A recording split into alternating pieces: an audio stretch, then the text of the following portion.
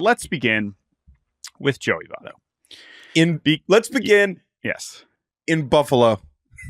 Let's begin in the parking lot of Salem Field, where Joey Votto, earlier this week, after playing, I believe, on Tuesday or Wednesday, he has been in AAA with the Blue Jays for a few weeks now. He went over 3 on Tuesday, and he decided, I am done playing baseball. Joey Votto, who turns 41 in a couple of weeks, then posted a video on his Instagram saying, I am retiring from baseball. He then drove up beyond the border to visit his friends with the Cincinnati Reds, who had just completed a series in Toronto very conveniently. I don't know if that was just, serendipity that it worked out that way, that he was able to drive up and, hug Freddie Benavides and say goodbye to his friends with the Reds and also speak to both the Reds and Blue Jays media. I think that worked out very well. And I think that'll be part of this conversation too. We're going to zoom out, of course, to talk about his career, but we have already kind of heard Joey talk very, as always, eloquently about this decision beyond his, 5-second Instagram farewell. So, Jake, there's a lot to get to here. This is obviously someone who we've talked to plenty about as his career has wound down on this show, and also when his career ended with the Reds, and I'm going to talk about that, of course, because I got to saw it up close and we signed with the Blue Jays. We've had some Joey Votto reflections over the last year already, but now that we have reached a final, chapter here, there's a lot to take in, and I've said this before, but Joey Votto's legacy is overwhelming in different ways because you sent me some stories this morning, like his off the field personality is so unique and so special, and hopefully we'll still get to see it, that it's hard to even know where to begin because of how much he's kind of brought to us as a character and as a person, as a mind who thinks about baseball, that it's nice that now today the first thing we can do is be like, oh my God, this dude was so good for so long. What is the point of any of this, right? Hitting a home run doesn't actually mean anything removed from the context of it. And what I am left with when thinking about Joey Votto is that he meant and means so much to so many people in a place. And that is the purpose of the endeavor. And I know that Votto himself focused and loved playing. He talked so much about how much he loved being in the box, right? And participating and competing. But I'm left with the emotion of people who got to experience Daniel Votto, Danny, who were around to let that mean a lot. And I'm curious for you, let's start at the end. You spend last year around the Reds a lot. Mm-hmm. Tell me about how that fan base and the staff and the stadium workers and the people around the Reds, besides Votto, handled what, even at the time, was an inevitable ending. Yeah, and so just to write some context, I lived about an hour and a half from Cincinnati starting in the summer of 2022. And I actually got there, I believe, right after he had season-ending shoulder surgery. And that is a very important part of the end of the Joey Votto story. And we should still go back and talk about what he accomplished, and we'll do that in a second. But since you kind of led me down this path, I'll obviously cover that now. At that point, he was 38, right? He was about to turn 39. He turned 39 when I was there. This is when Joey Votto decides, I'm going to have season-ending, labrum surgery. He was not playing well. He was very injured. And this is when we see him go in the TV booth. We see him just popping into broadcast and doing multiple Reds games. We see him walking around the stadium. I believe I was there for that game and just seeing oh, where's Joey? He's just sitting in right field wearing I believe a Barry Larkin jersey, which is really cool. This is when Joey starts to kind of not that he hadn't already introduced himself as like this character, but like now it's like we start thinking about, is Joey thinking about the end? You know, is he thinking about what's next? Because when you get shoulder surgery at that age, you know, it's like, all right, like we don't know for sure if he's going to come back. Now, it's also important to remember that this dude was ridiculously good in 2021. And I think that is a very important context to remember, that even at age 37, he got MVP votes. He had a 938 OPS. He had, you know, these incredible home run streaks. Like, he was not peak Joey Votto, but pretty damn close, right? And so that was very important, because that was not so removed to the point where Joey Votto thought, I'm still good. I was just injured. But he also recognized that coming back from serious shoulder surgery at this age is no small thing. But he managed to do it. He managed to come back. He managed to get back onto the team in 2022 or in 2023, when the tone is very different, because the Reds now, by the time he comes back, have Matt McLain, have Ellie De La Cruz. They are winning a lot in June. And now it's like, okay, this is awesome. Joey's a part of this. And Joey talked about, like, I don't want to be dead weight here. Like, I got to contribute. I have to perform. That's the point. I'm not just here to get a send-off. Ultimately, he's okay. You know, he's got a, you know, league average OPS. He's mostly hitting against righties. He's contributing, but he's not an impact player anymore, but he's contributing. And then at the end, it becomes clear, like, this is going to be the end of Joey in Cincinnati. And being around for his first game back when he homered, being around for his last game at the end of this last home game. If you recall, his last actual game was on the road and he got ejected.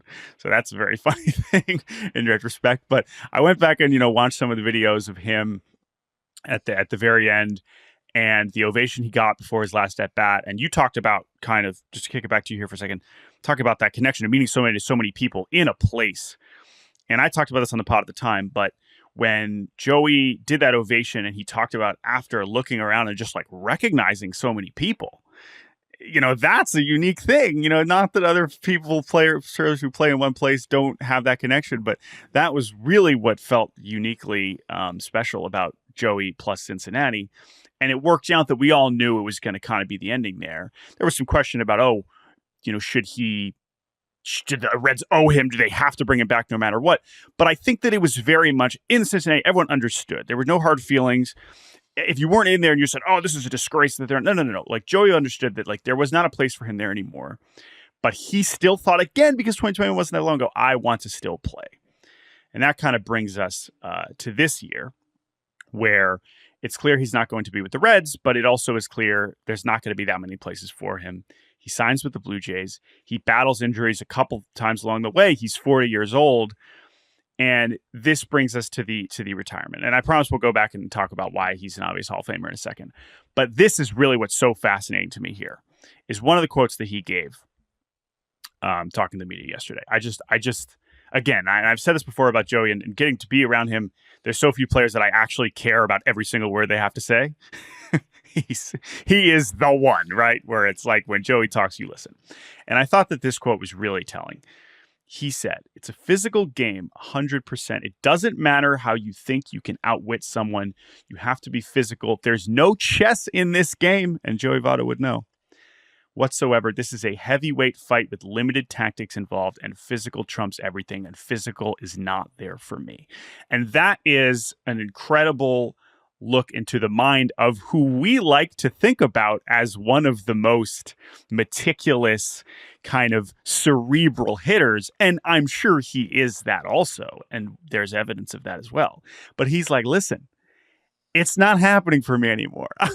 I'm injured. I'm old. I'm hurt. I'm slow. I don't belong here anymore. And when he realized that, he decided it was time. And that phrase in his Instagram farewell retirement announcement, I'm not good anymore. I'm not good anymore. Joey Votto did not want to be actively bad at the big league level. Yeah. He held himself to too high a standard. And I think that if he had wanted a big league taste with Toronto, he could have gotten it. Like, the Blue Jays stink, and they probably would have called him up and given him that moment. but he wanted to earn it, right? And I respect the heck out of that. And for him to say, no, thank you, I'd rather hang him up this way is very, very cool.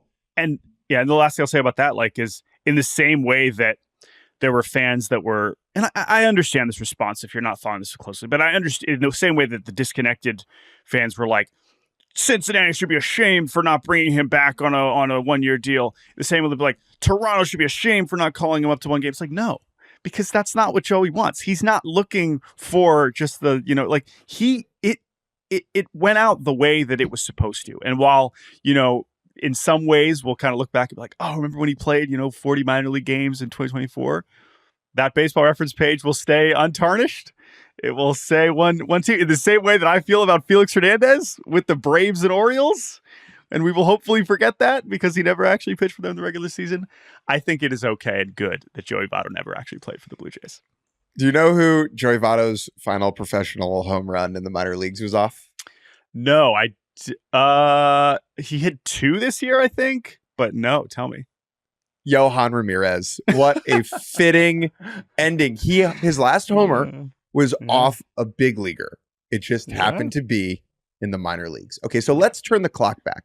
Yeah. Why was Toronto so important to Joey Votto? Well, he is from Canada. Mm-hmm. He was a second-round pick out of a Canadian high school.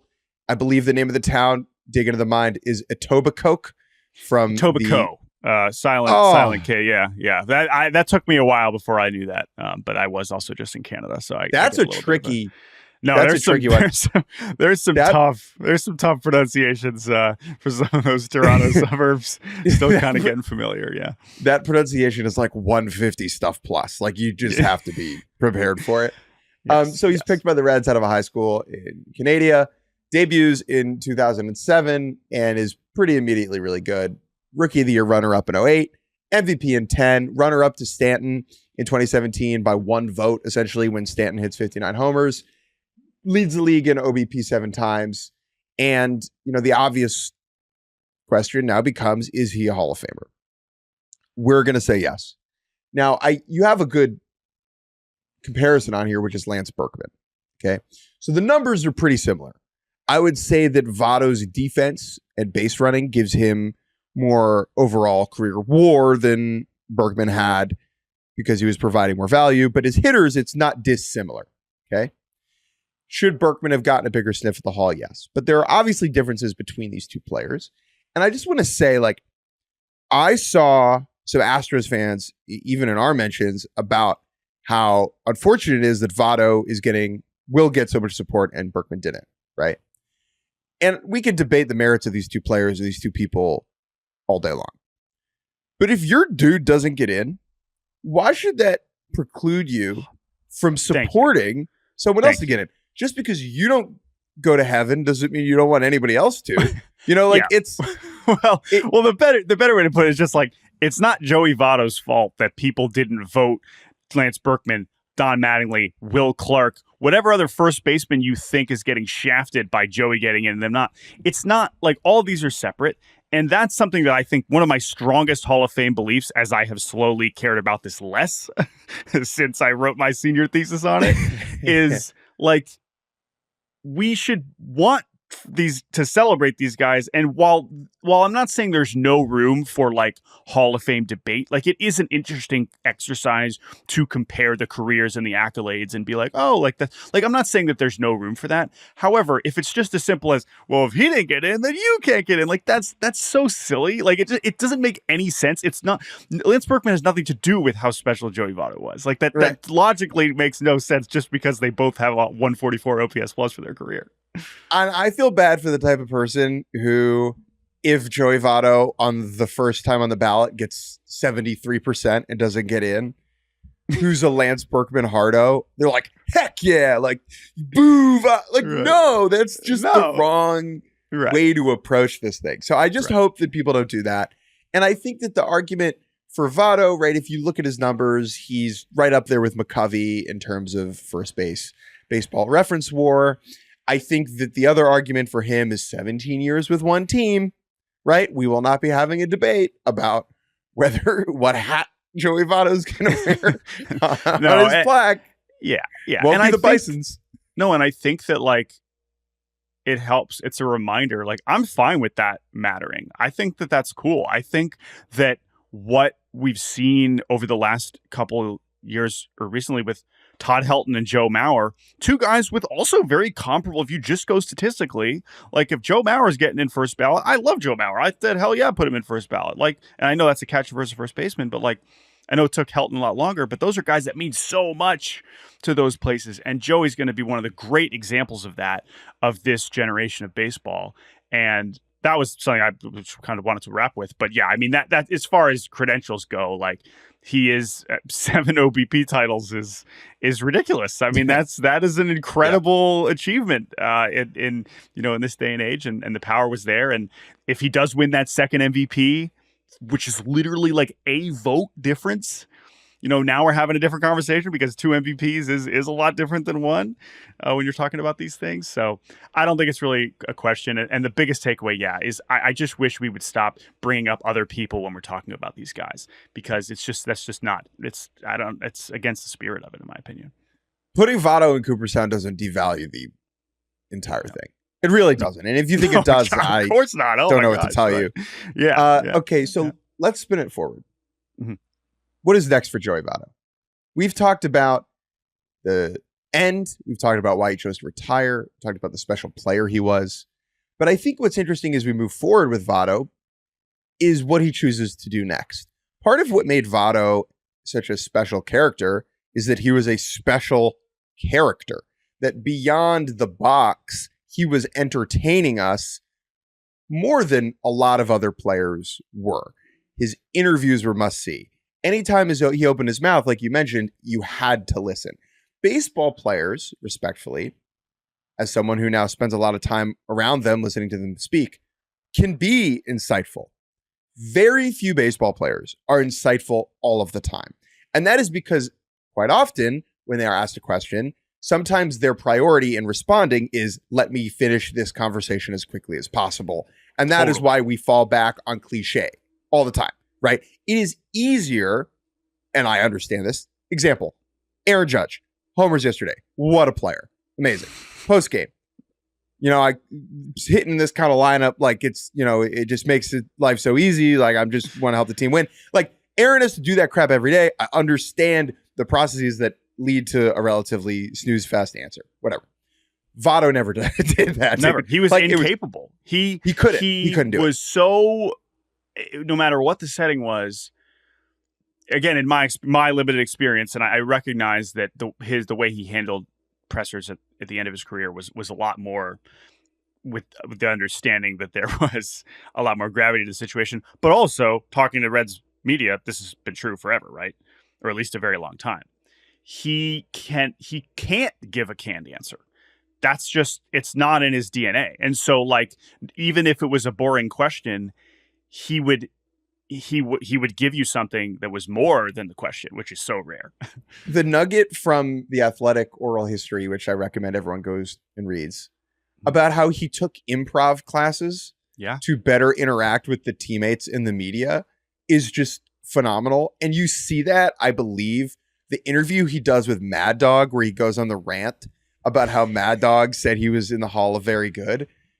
That is clearly related to his improv class.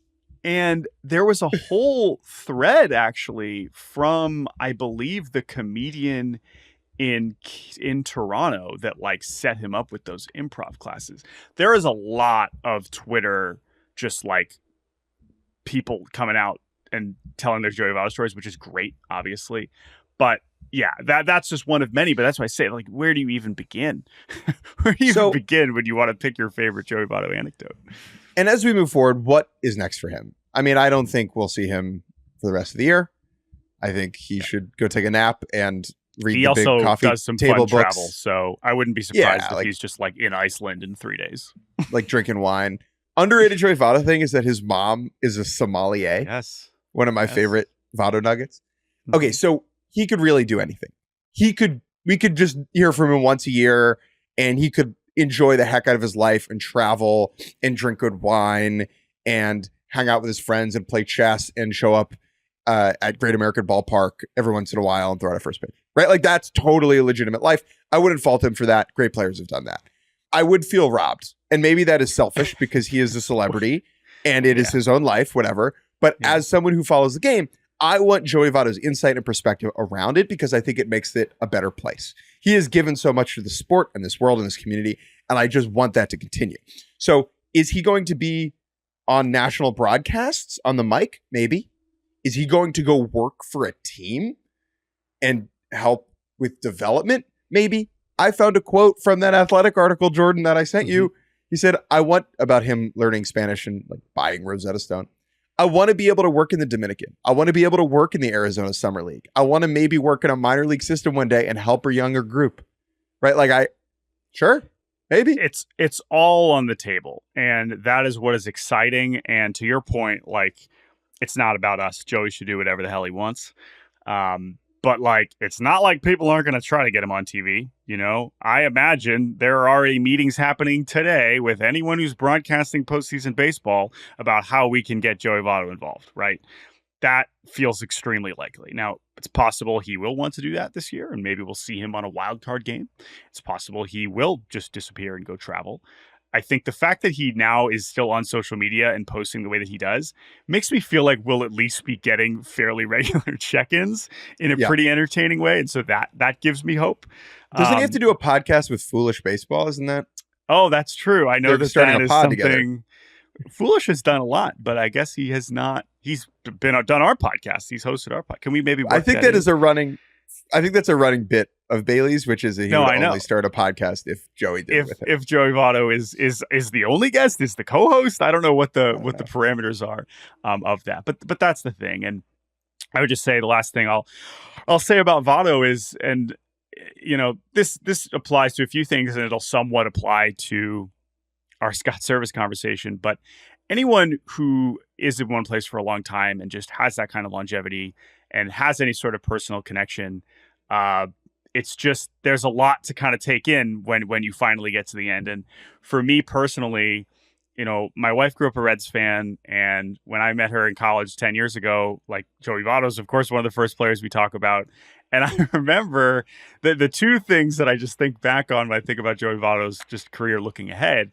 One, you know, with Bailey was just like looking ahead and being like, we realized like, okay, yeah, we're probably gonna, you know, be together and married and whatever. It's just like, what is our life going to be like when Joey Votto retires, right? Because at that point, it's like, man, like, that's a long time from now, like 2023. Like, are we going to make it that far? You know, like that's already funny. I have a vivid memory. Yes, memory. I think I know. You know what I'm going to say. This is related to my brother. Yes. Yes. So yes. when Votto signs the extension, yes, in 2012. Okay. Yes. This is we're in high school. Before the Cespedes Family Barbecue existed. Like, it wasn't. It was not on the internet. We were just friends. And he signs this 10-year extension. And I think you say, by the time that extension ends, my brother will have graduated college. Well, I think it ended up being slightly wrong. It was off by like a year, but that is true. My brother's graduated college, and here we are. And again, like, at that point, your perception of time as a high schooler is all wonky. But that Joey Votto was still in Cincinnati at the end, that I was living near Cincinnati to watch the end of that, with my wife who's a Reds fan, her dad's a lifelong Reds fan, like, her brother Ben's like loves Joey Votto, like, all these things. It's just like, it's so bizarre and cool and personal that we ended up at this place. And I've just talked about how grateful I feel to have seen the end of it, but it's fitting. And as you said, I hope that's not it. I can't wait to see what is next for him. Whatever that is, it will be great, because Joey Votto is obviously great. So cheers to you, Joey. We hope to see you again on either our Instagram feeds or on national television as soon as possible. But live your life, my man. You have earned every single ounce of it.